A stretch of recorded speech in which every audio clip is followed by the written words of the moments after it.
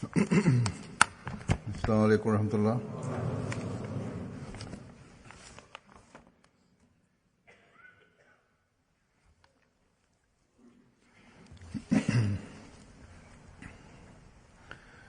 أشهد أن لا إله إلا الله وحده لا شريك له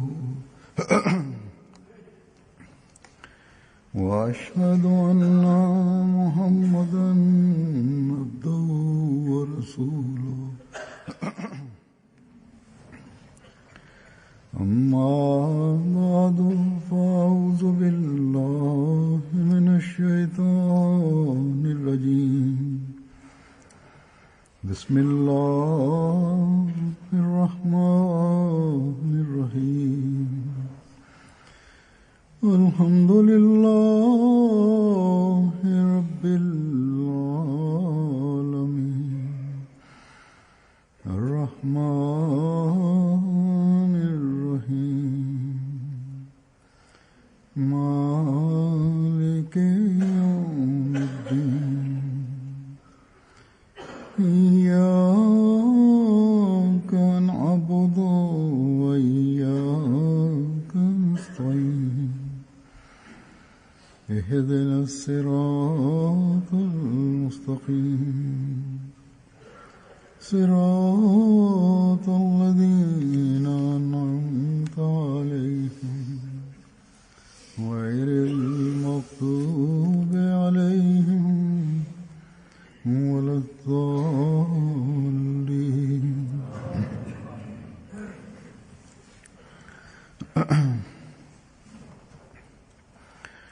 आजकल हम देखते हैं कि जुल्म और बर्बरियत के जितने नमूने या वाक़यात dewasa ini kita melihat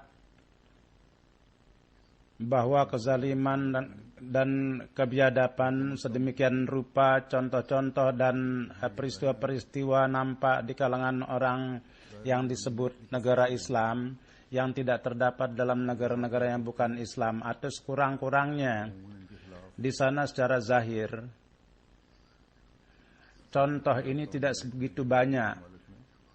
Dan kalau ada peristiwa-peristiwa seperti itu, maka pada umumnya menentang itu di negara yang maju atau bukan Islam, dengan keras mereka menentang itu.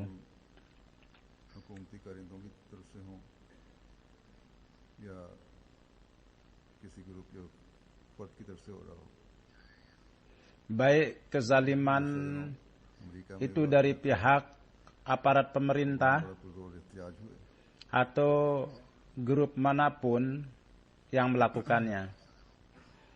Beberapa hari yang lalu di Amerika peristiwa ini terjadi dan sangat ditentang keras. Terjadi demo penentangan untuk hal itu.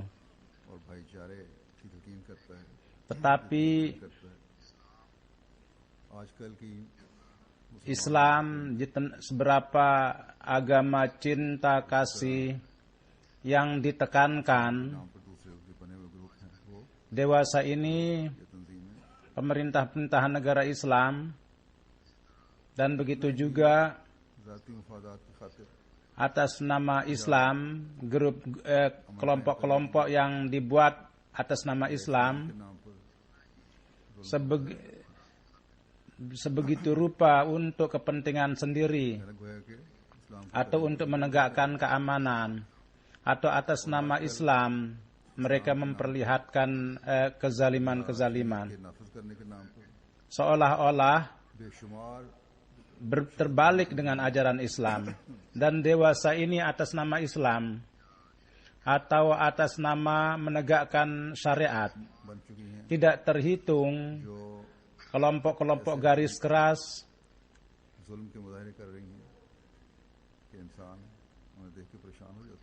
telah terjadi, telah terbentuk, yang menampakkan kezaliman-kezaliman yang sedemikian rupa, sehingga kalau manusia melihat itu mereka menjadi gelisah, menjadi sedih, bahwa gerakan-gerakan ini apakah manusia yang melakukannya atau dalam bentuk manusia lebih buruk dari hewan yang mereka lakukan. Beberapa hari yang lalu di Pakistan, kezaliman sedemikian rupa bentuknya yang ada di hadapan kita, yang bukan hanya kezaliman, bahkan kebuasan dan haus darah yang sedemikian contohnya, sehingga manusia menjadi berdiri bulu romanya. Peristiwa-peristiwa yang seperti itu, yang sedemikian rupa sehingga kemanusiaan menjadi menjerit.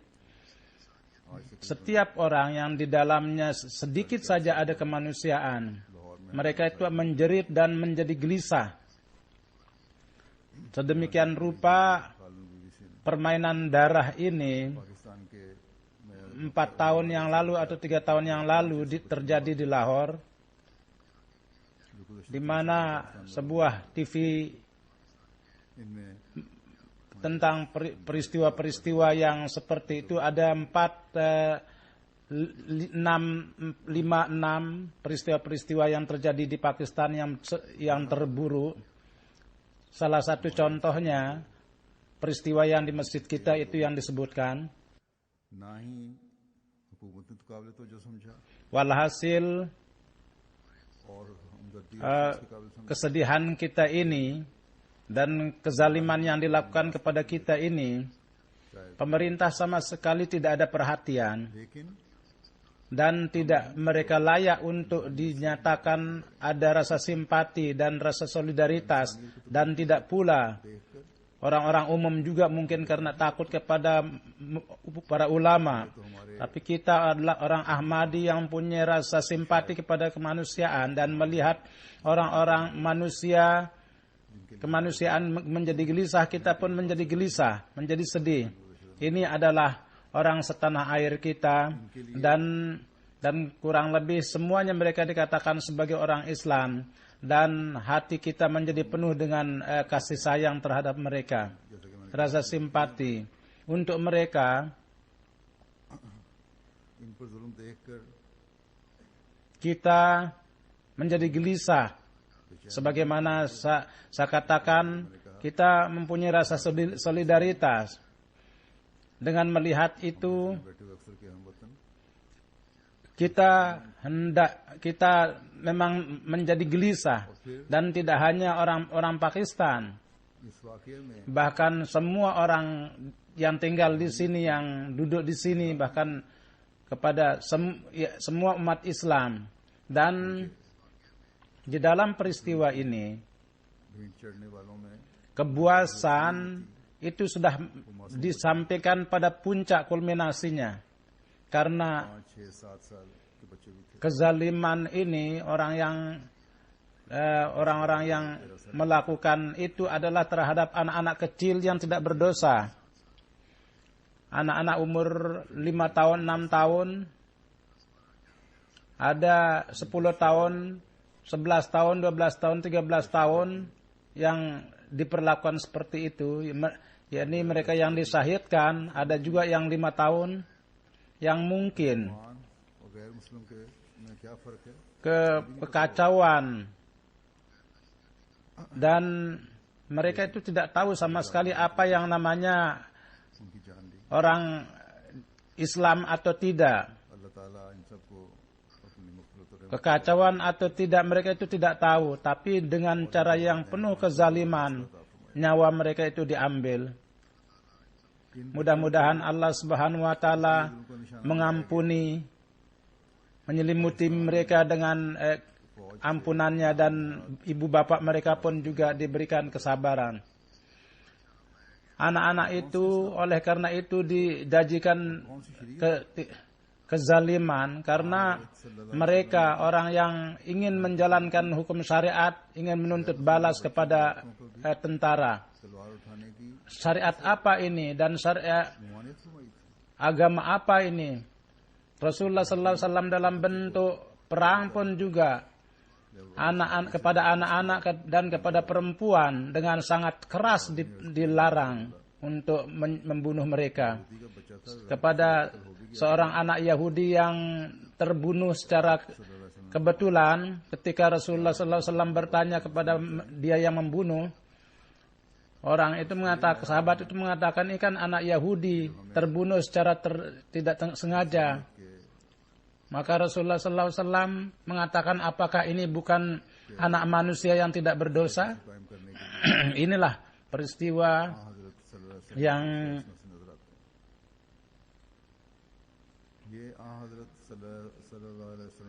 untuk menegakkan kemanusiaan. Rasulullah SAW nampak di dalam contoh beliau. Inilah contoh Rasulullah SAW. Dan atas namun atas nama Islam, amal kezaliman ini yang nampak di kalangan umat Islam. Dan sebagaimana saya katakan, atas kezaliman yang buas ini setiap orang menyatakan rasa simpati bagi itu bukan Islam atau orang-orang Islam pada umumnya. 2 hari yang lalu, gereja England, Inggris, itu ketika membuat seorang perempuannya menjadi biarawati, dia menyatakan rasa kesedihannya dan mereka diam 1 menit dan dalam caranya sendiri berdoa.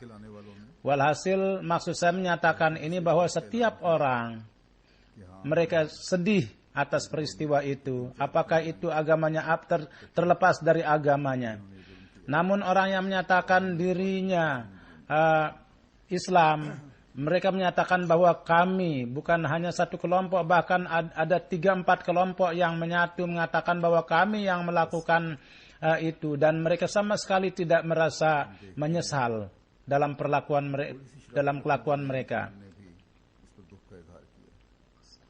Jadi kita melihat bahwa sedikit saja orang yang mempunyai perasaan, mereka menyatakan kegelisahannya, menyatakan kesedihannya. Sebagaimana saya telah katakan, bahwa di dalam hati orang Ahmadi, rasa perih atas kemanusiaan itu sangat luar biasa besarnya. Kita untuk rasa simpati dan rasa solidaritas setiap orang siap. Dan sedikit saja ada terjadi hal yang seperti hati kita menjadi gelisah. Banyak surat-surat yang saya dapatkan bahwa katanya dengan peristiwa ini sepanjang hari kami gelisah. Dan ini merupakan hakikat. Keadaan saya sendiri sepanjang hari itu saya menjadi gelisah. Dan ketika ini terjadi hal yang seperti dalam diri saya, maka saya pun berdoa untuk kehancuran orang-orang yang aniaya itu, untuk kebinasaan mereka. Mudah-mudahan Allah Subhanahu wa taala membersihkan negeri ini dari orang-orang yang zalim itu dan orang yang malang itu. Dan mudah-mudahan Allah Subhanahu wa taala membersihkan negara-negara Islam juga dari orang-orang yang zalim seperti itu. Dengan melihat peristiwa ini, kezaliman-kezaliman yang diperlakukan kepada orang Ahmadi pun menjadi baru, menjadi segar kembali. Tapi untuk orang-orang yang tidak berdosa, itu perasaan kita menjadi sangat sedih. Mudah-mudahan kepada anak-anak itu pun juga diberi kesabaran dan mereka dikasihani, supaya orang-orang yang melihara mereka, yang dirampas dari mereka, itu diberikan kezaliman dan kurang lebih itu terjadi di negara-negara yang dikatakan Islam. Ini bukan hanya negara Pakistan saja, Irak, Syam, Libya dan lain-lainnya. Ini terjadi kezaliman yang seperti itu. Dan yang paling besar, kezaliman yang paling besar adalah bahwa semua kezaliman ini adalah atas nama Allah dan Rasulnya yang mereka lakukan. Di Syam, di Syria, pemerintah dan orang-orang dalam kekacauan orang-orang Sunni kurang lebih 130.000 orang yang mati. Ada 600 anak-anak yang terbunuh. 1/3 orang-orang terbunuh. yakni dengan lewat ISIS itu ribuan orang terbunuh, ratusan perempuan dan anak-anak. Oleh karena itu dibariskan lalu dibunuh karena mereka itu tidak mau menikah dengan orang-orang ISIS itu. Bahkan sesuai dengan beberapa laporan jumlah yang terbunuh itu lebih dari itu jumlahnya. Dengan melihat semua ini, otak orang yang memahami akan Islam itu menjadi pusing. Apa Islam itu? Dengan melihat ini, manusia menjadi gelisah bahwa atas nama ajaran Islam yang mana perlakuan ini dilakukan. Apakah semuanya ini atas nama Tuhan itu mereka lakukan, yaitu Tuhan yang Maha Rahman, Tuhan yang Maha Pengampun, yang Maha Lembut, yang seberapa kasih sayangnya, itu kita tidak bisa bayangkan. Apakah atas nama Rasul kezaliman ini dilakukan yang Allah Subhanahu wa taala sebut sebagai rahmatan lil alamin? Atas nama syariat kezaliman ini dilakukan, apakah atas nama itu yang Allah Subhanahu wa taala yang terhadap orang musuh pun diperintahkan untuk berlaku kasih sayang. Allah berfirman, ya ayyuhallazina amanu kunu qawwamina lillahi syuhada'a bil qist wa la yarjrimannakum shana'anu qaumin alla ta'dilu i'dilu huwa aqrabu littaqwa wattaqullaha innallaha khabirum bima ta'malun. Wahai orang-orang yang beriman, demi untuk Allah, awasilah dan jadilah kamu sebagai saksi untuk keadilan, dan janganlah kebencian pada satu kaum menjadikan kamu untuk tidak berlaku adil. Berlaku adillah, bahwa ini lebih dekat dari takwa, dan takutlah kepada Allah, sungguhnya Allah Maha tahu apa yang kamu lakukan. Di sini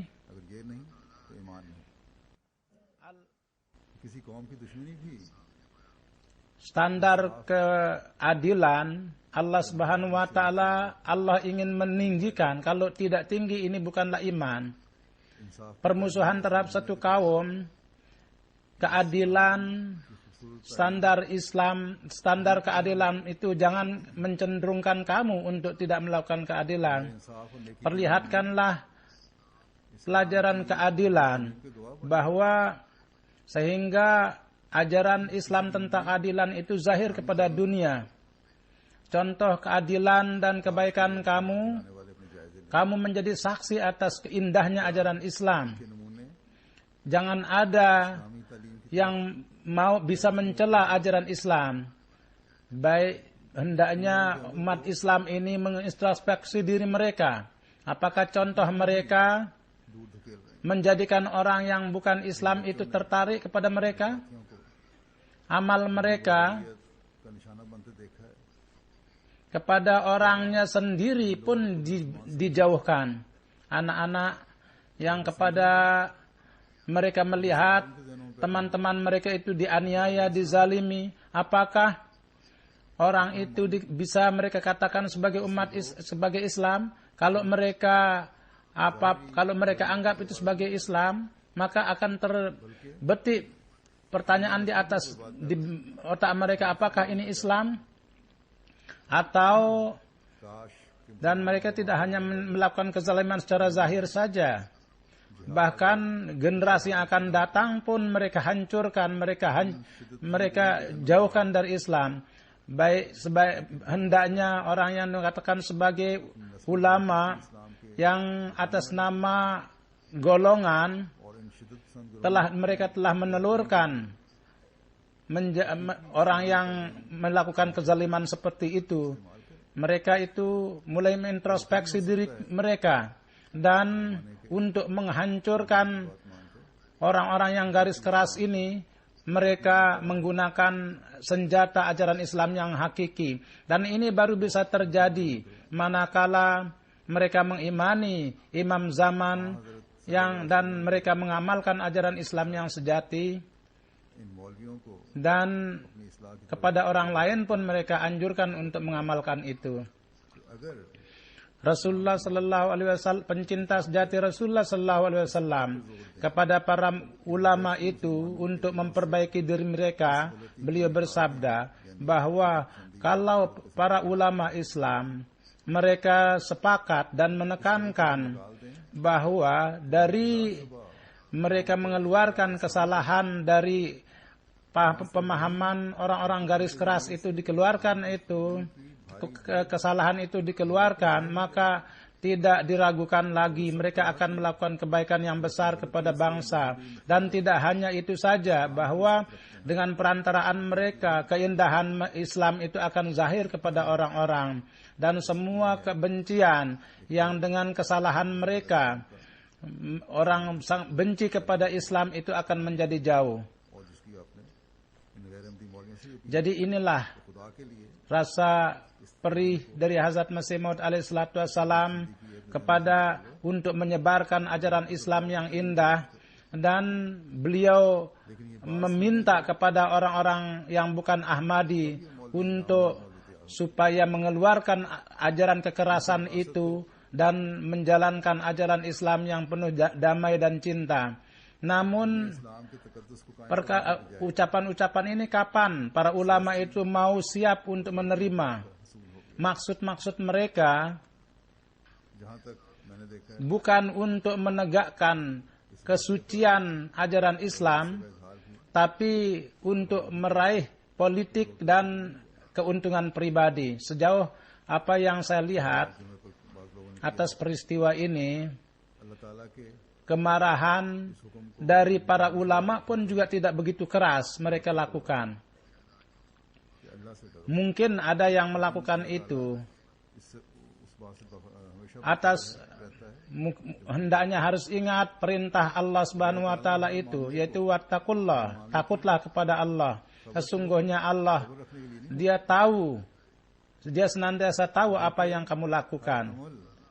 Dan Allah Subhanahu wa taala kepada setiap permasalahan, beritanya itu tidak hanya sekedar Dia mengetahui, bahkan setiap amal dari manusia, Dia sendiri yang mengambil keputusan. Kezaliman sesungguhnya, orang yang melakukan kezaliman itu sesungguhnya akan sampai kepada akibat buruk mereka.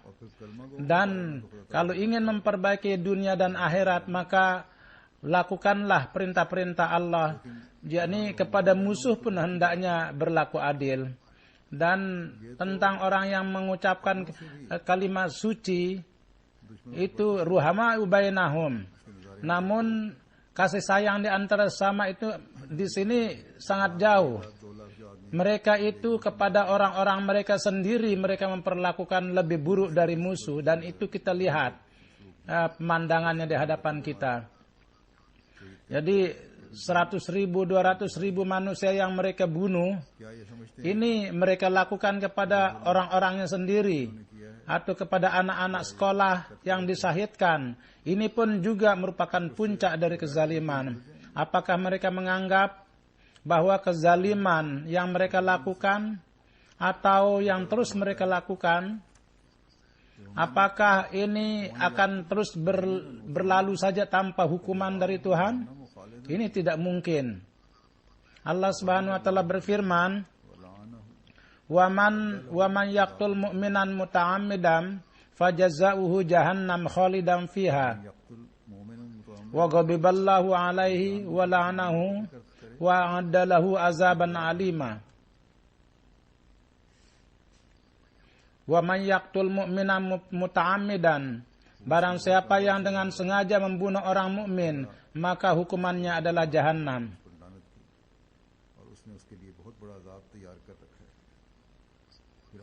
Mereka akan tinggal dalam waktu yang panjang di dalamnya, dan Allah sangat marah dan melaknat mereka, dan Allah menyediakan azab yang besar bagi mereka. Kemudian Allah berfirman, wala taqul liman alqal alaikumussalam wala taqul liman alqa ilaikumussalama lasta mu'mina.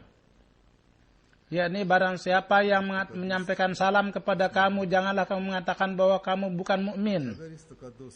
Jadi rasa persaudaraan, simpati, Allah telah menegakkan kesucian untuk itu. Kalau ada yang menginjak-injak itu dan membunuh orang yang mengucapkan kalimat suci, maka sesungguhnya tempat tinggalnya adalah jahanam. Inilah firman Tuhan. Dan mereka berada di bawah kutukan Allah. Itu akan senantiasa mereka berada di situ. Barang siapa yang melakukan bom bunuh diri atau mereka terbunuh dan menganggap bahwa mereka meraih keredaan Allah akibat ajaran salah yang para ulamanya berikan, maka Allah Subhanahu wa taala menjelaskan bahwa dengan membunuh orang mukmin itu bukan keredaan Allah, bahkan mereka itu menjadi jalan kutukan Allah, dan untuk mereka senantiasa tempat tinggalnya adalah neraka jahanam. Dan untuk menjadi orang mukmin, bahwa kalau ada yang mengirim amanat keselamatan, maka tidak ada hak kamu untuk membunuhnya. Kini beritahukanlah anak-anak yang tidak berdosa itu apa dosanya coba. Mereka untuk menjadi bagian dari masyarakat yang terbaik dan untuk menjadi khazanah negara, modal negara untuk menyebarkan keselamatan, mereka mencari ilmu, menuntut ilmu. Oleh karena itu mereka datang ke sekolah itu. Sangat diherankan bahwa dengan melihat ucapan-ucapan para ulama, ajaran kekerasan, bukannya mereka memberikan ajaran Islam yang cantik. Dengan mendengar perkataan-perkataan ini, orang yang jahil, yang kurang ilmu itu menjadi terpengaruh, dan mereka melakukan gerakan-gerakan yang hanya kebuasan, itu tidak terbukti lagi yang lain. Dan Allah memberitahukan tentang akibatnya, bahwa akibatnya itu adalah jahanam. Mungkin mereka menganggap jahanam itu hanya biasa, atau ucapan Tuhan, firman Tuhan itu mereka tidak beriman kepada itu. Kendati ada peringatan-peringatan itu, dia sama sekali tidak ada perhatian, dan terus mereka itu membunuh orang-orang, menyembelih orang-orang. Dan seandainya tidak yakin sepenuhnya, maka Allah Subhanahu wa taala tentang keadaan dunia ini, tentang itu diberitahukan bahwa kalau kesucian persaudaraan itu kamu injak-injak, maka di sini pun juga kehormatan kamu akan hilang. Di dunia ini pun keuntungan itu kamu tidak akan dapat raih. Untuk dunia mana kamu lakukan segala sesuatu ini, itu pun juga kamu tidak akan dapatkan. Oleh karena itu Allah Subhanahu wa taala berfirman, wa atiullah wa rasulahu wa la tanaza'u fatazhabari hukum wasbiru innallaha ma'as sabirin. Dan itaatlah kepada Allah dan kepada Rasulnya, dan janganlah kamu bertengkar di antara kamu. Kalau tidak, maka wibawa kamu akan hilang. Bersabarlah, sesungguhnya Allah mencintai orang yang bersabar, bersama orang yang bersabar. Jadi firman Tuhan ini, dengan melihat keadaan umat Islam dewasa ini 100% itu nampak di hadapan kita contoh itu. Kekuatan umat Islam menjadi hilang karena perkelahian di antara mereka. Di antara mereka tidak terhitung akibat banyaknya aliran garis kelas. Sebagian besar negara itu menjadi medan perang, dan mereka memang sebuah kelompok itu mereka buat oleh orang-orang Islam sendiri, namun tidak ada khasiatnya. Mungkin tidak ada kesatuan di antara mereka, oleh karena itu tidak terjadi kedamaian dan tidak pula ada pengaruhnya, kesannya untuk negara-negara lain. Kendalinya itu ada di tangan kekuatan besar.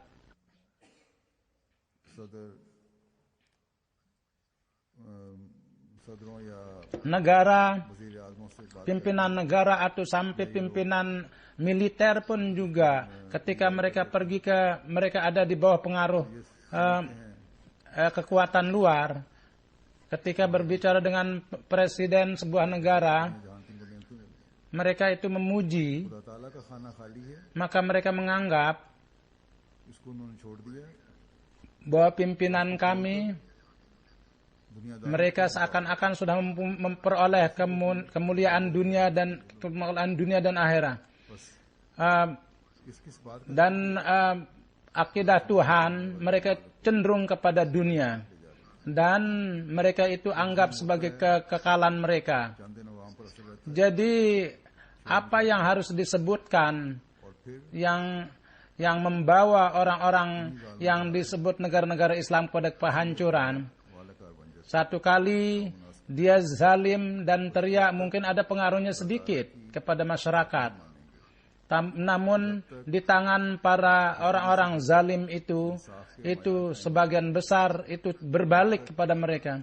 Jadi selama tidak beriman kepada Allah, selama tidak beriman, tidak melakukan keadilan kepada musuh sekalipun, kalau tidak memberikan keamanan kepada orang yang menyampaikan salam, kalau tidak menegakkan standar persaudaraan, selama pemerintah tidak memperhatikan yang lain, sementara tidak pemerintah memperlakukan rakyat itu dengan baik, selama tidak ada rasa takut di dalam hati terhadap Allah, maka kezaliman, peristiwa kezaliman itu akan terus terjadi.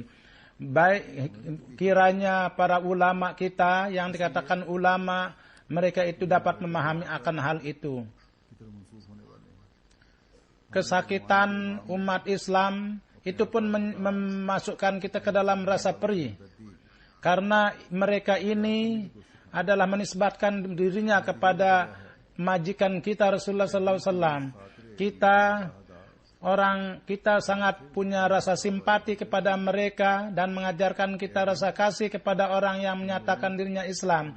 Dan kita diajarkan bahwa wahai hati, perhatikanlah orang-orang itu, kasihanilah mereka, karena mereka pada akhirnya mereka itu mendakwakan dirinya mencintai Rasulullah SAW. Kalau terhadap kita ada kezaliman kepada kita itu sedih. Kita berdoa bukan menuntut balas. Mudah-mudahan Allah membersihkan hati mereka dan mereka memahami akan hakikat itu, bahwa untuk negara Islam rasa perih dan rasa simpati itu orang Ahmadi berada di dalam hati orang Ahmadi, dan rasa simpati dan rasa solidaritas sebagaimana saya katakan itu adalah Al-Hazrat Masih Maud lah yang telah menciptakan itu. Beliau sesuai dengan ajaran Islam, rasa simpati dan solidaritas itu kepada diri dan kepada orang lain beliau sangat menekankan. Beliau bersabda, untuk orang-orang Islam dan orang-orang mukmin ada perintah untuk melakukan kasih sayang. Oleh karena itu perhatikanlah itu, sabda beliau. Oleh karena itu setiap orang harus memutalaah diri sendiri, bahwa sampai di mana perkara-perkara itu mereka perhatikan, dan sampai di mana mereka memperlakukan saudaranya itu dengan kasih sayang. Dan beliau bersabda, maksud daripada kebangkitan para nabi itu adalah untuk supaya kecintaan kepada Tuhan itu ditegakkan, dan kepada kemanusiaan dan hak-hak mereka, dan dalam cinta mereka itu diciptakan warna yang khusus untuk mereka.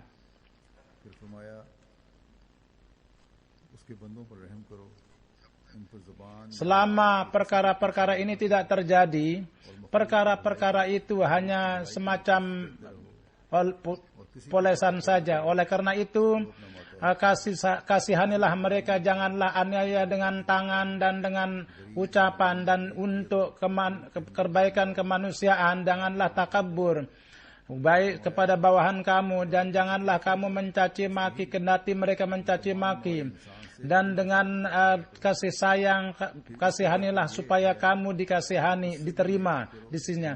Beliau bersabda, apa yang diinginkan dari kamu, bahwa kepada semua manusia berlaku adillah kamu, dan lebih dari itu adalah bahwa berlaku berbaiklah yang tidak berlaku baik kepada kamu. Lebih baik dari kamu, perlakuanlah kemanusiaan kepada umat manusia akan itu adalah keluarga kamu, sebagaimana seorang ibu kepada anaknya. Beliau mengatakan bahwa tingkat baru kebaikan itu terjadi apabila kita mempunyai sifat keibuan, dan manakala kita melakukan tingkat standar yang seperti itu kita dapat raih. Yang apabila kita mendapat ajaran yang seperti dan kita mengamalkan itu, tingkat simpati dan solidaritas itu, maka baru dia akan merasakan rasa perih pada orang lain. Dan untuk umat manusia, kepada kita mempunyai rasa simpati yang seperti itu untuk selama-lamanya.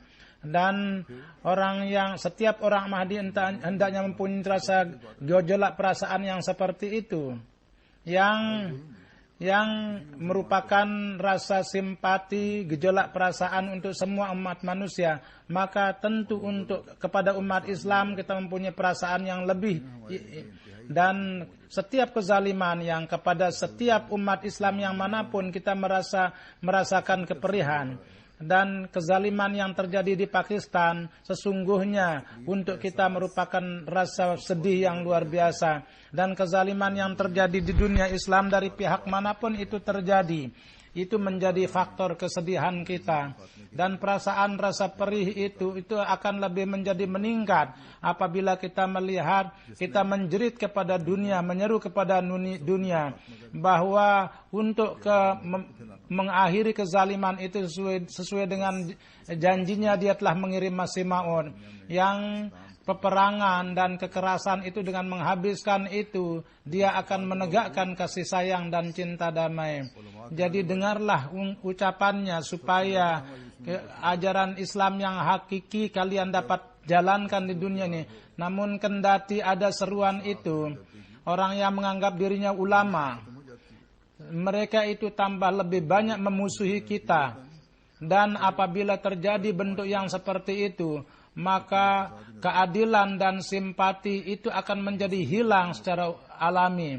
Dan secara dampaknya setiap masyarakat itu akan terlihat kekacauan demi kekacauan, dan darah orang-orang yang tidak berdosa menjadi dipermainkan. Dan inilah yang terjadi. Kiranya orang yang dianggap sebagai ulama mereka memahami akan hal itu, dan umat Islam dengan masukkan mereka dalam saling bunuh di antara kelompok bukannya menghancurkan mereka.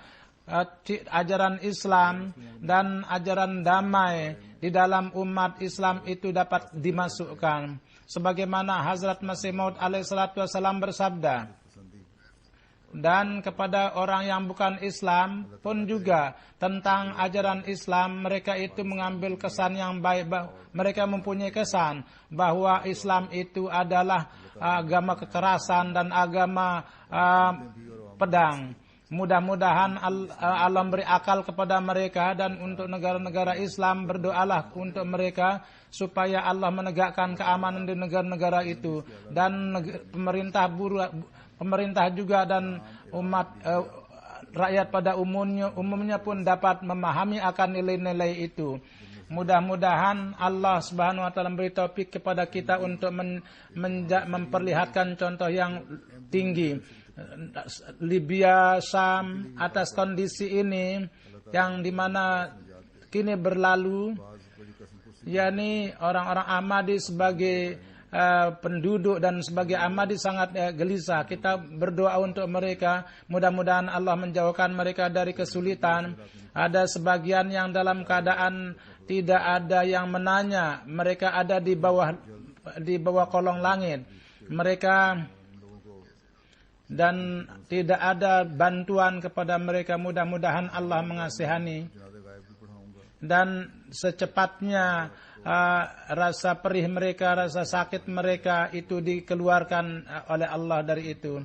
Sesudah sholat, saya akan mensolatkan jenazah gaib. Satu jenazah, seorang yang syahid, Mubarak Ahmad Shah Bajwa, anak dari Amir Ahmad Bajwa, tin 312 kampung di Subat daerah Teksing. Beliau disahidkan. Innalillahi wa inna ilaihi rajiun. Tidak orang yang tidak tahu 26 Oktober beliau diculik dan kita tidak jadi beberapa hari. Jadi orang yang ditangkap itu bahwa kepada Mubarak Bajwa pun dengan menyatakan dia menghina Rasul, kami telah membunuhnya. Innalillahi wa inna ilaihi rajiun, dia mengaku. Ini menjadi fatwa keluarga Mubarak Ahmad dari kakeknya itu. Jadi beliau sangat mencintai jemaat, sosok yang penuh itaat kepada agama. Beliau lahir tahun 1973 dan beliau sebagai pemilik tanah di sana, dan bapaknya Malik Ahmad Bajwa dan saudaranya Rasid Ahmad Bajwa. Keduanya beliau itu sebagai ketua jemaat, satu anaknya Zahur Ahmad sebagai kaid majlis. Keluarganya Said Begum Sahedah, ada 4 putranya, Zuhur Ahmad, Mansur Ahmad, dan Nasir Ahmad dan Rafiq Ahmad. Dan ada 2 saudaranya dan ada 2 saudara perempuan. Jadi peristiwanya itu demikian bahwa Mubarak Ahmad Bajwa dan teman sekerjanya bukan Ahmadi, beberapa ada malam 26-27 Oktober 2009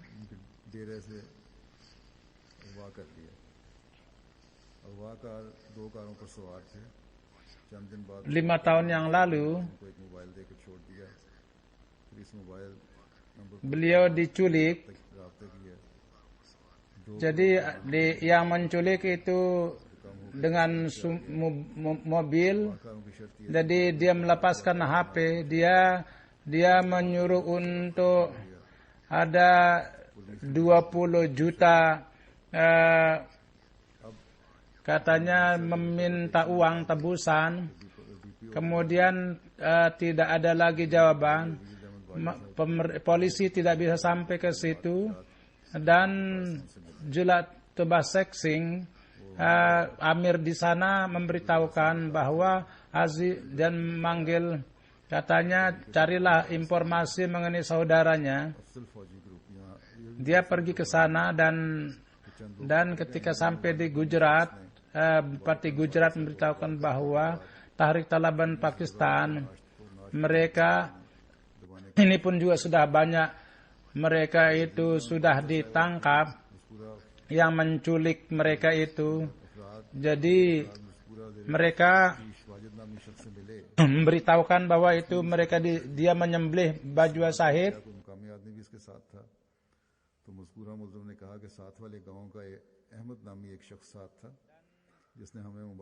Jadi dia pun juga membenarkan akan pembunuhan itu.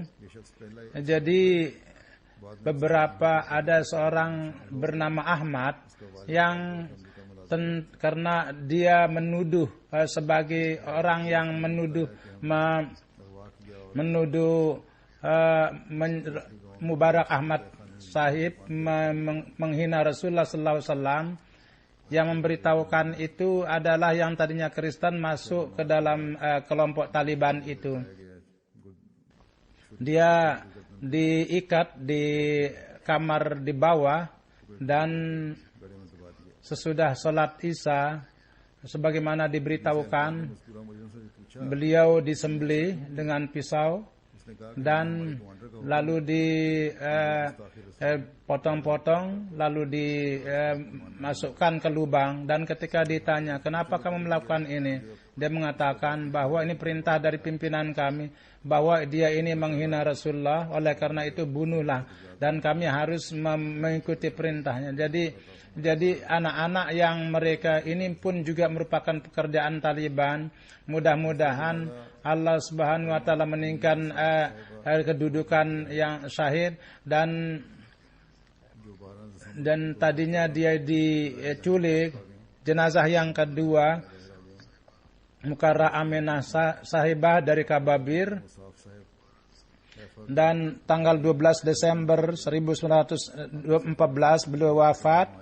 Innalillahi wa inna ilaihi raji'un. Beliau ini kelahiran Ahmadi.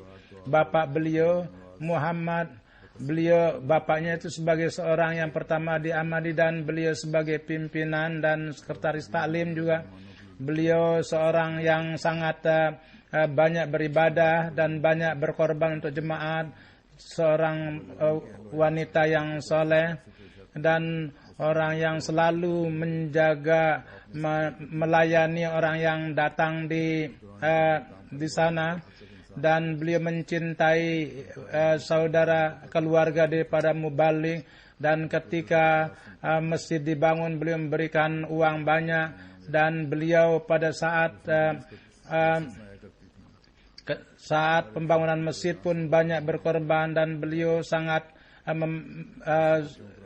sibuk mendengar khutbah juga, dan beliau pun juga memperdengarkan ringkasannya kepada orang lain, dan beliau setiap saat selalu siap untuk pengkhidmatan, dan beliau mengajarkan anak-anak Al-Quran. Dan kepada para mubalighin, beliau dapat karunia untuk umrah juga. Beliau sangat ingin ke Qadian, supaya bisa pergi ke Qadian. Jadi ini pun juga keinginannya pun dipenuhi oleh Allah Subhanahu wa taala. Bahkan tidak hanya sekedar satu kali, bahkan 3 kali beliau dapat pergi, dan beliau musyah juga. Dan Muhammad Ada Amir Kababir, beliau adalah bibi dari mereka. Munir Audah menulis bahwa Khala Aminah dia menjalani kehidupan kita, beliau memelihara kami dengan baik, dan ketika ibu bapak kami pergi ke tempat lain, beliau yang merawat kami. Beliau sangat menekankan sekali untuk melakukan sholat. Jadi beliau termasuk orang yang paling pertama masuk dalam barisan al-wasiat, dan beliau menjahit pakaian beliau sendiri, dan beliau menolong anggota keluarga dalam pendidikan. Beliau tidak nikah. Jadi kalau datang amanat untuk nikah, tapi beliau tolak, dan beliau tegak dalam Ahmadiyah. Pada waktu wafat, beliau mengatakan bahwa saya, dan ucapan beliau yang terakhir adalah la ilaha illallah. Sebelum wafat, beliau wasiat bahwa semua harta beliau adalah untuk jemaat. Jadi sebagaimana missioner Incat di sana itu mengatakan istrinya juga bahwa beliau sangat mencintai Rasulullah SAW, dan satu hari katanya, jadi ketika maka saya bahwa Rasulullah SAW satu kali, maka saya katakan dia minum 3 kali mengambil tekukan Rasulullah SAW. Jadi